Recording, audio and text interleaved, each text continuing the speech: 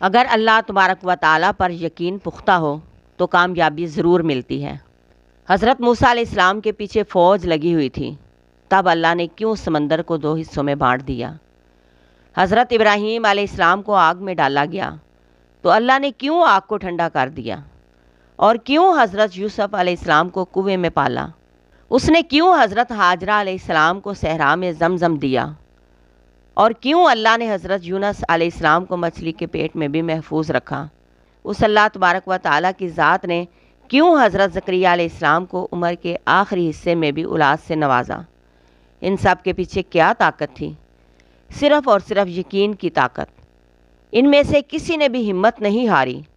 انہوں نے یقین رکھا کہ خدا راستہ نکالے گا، اور اللہ نے راستہ نکالا۔ ان سب نے اللہ کی ذات پر یقین رکھا اور آگے بڑھتے رہے، اور اللہ نے بھی انہیں مایوس نہیں کیا۔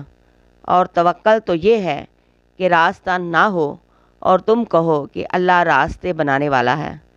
جب تم اس سے اچھا گمان رکھو گے تو یقیناً سب اچھا ہی پاؤ گے، اور پھر دیکھنا وہاں سے راہیں نکلیں گی جہاں تمہارا وہم و گمان بھی نہیں ہوگا۔